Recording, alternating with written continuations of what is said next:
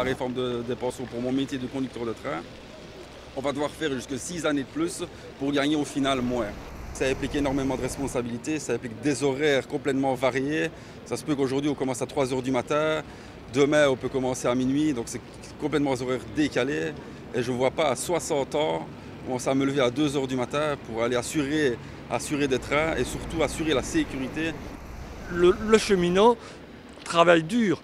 Par exemple, un agent de la voie qui travaille toutes les nuits, qui travaille par tous les temps, un homme de 60 ans qui continue à faire ça, c'est impossible, c'est invivable, il ne saurait pas.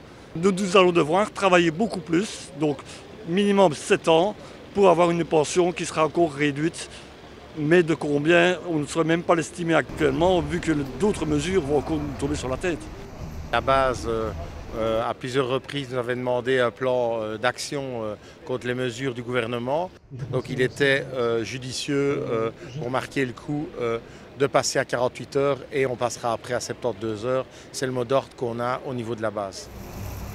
Une grève est toujours politique. La CGSP a toujours défendu ses valeurs et on a toujours dit, quelle que soit la couleur qui serait au gouvernement, on sera dans la rue quand on attaque, je vais dire, le pain des travailleurs et aussi notre statut qui est primordial pour nos travailleurs.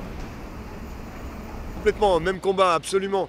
D'abord parce que c'est les mêmes réformes que nous subissons en France et que vous subissez ici. D'ailleurs, un des mots d'ordre aussi aujourd'hui, c'est la lutte pour les pensions. Et c'est dans toute l'Europe, et y compris en France, et Macron l'a dit, qu'on allait détruire la retraite par répartition, qui est un acquis historique de la classe ouvrière, notamment au lendemain de la Seconde Guerre mondiale à la Libération, pour faire rentrer la capitalisation, la mutuelle privée, etc., et détruire notre système de solidarité. Je pense qu'effectivement, ce n'est pas seulement de la solidarité, en fait. C'est de la convergence de lutte. C'est vraiment l'idée que c'est le même combat par-delà les frontières. En France comme en Belgique, on lâche rien, il ne faut rien lâcher, parce que c'est une guerre à mort qu'ils veulent nous livrer aujourd'hui. Qu'importe leur nom, Macron, Michel, c'est les mêmes. C'est une guerre à mort qui nous conduise aujourd'hui. On est tous en état de légitime défense sociale. Il faut continuer, on a le moral, il fait beau, on va aller au bout.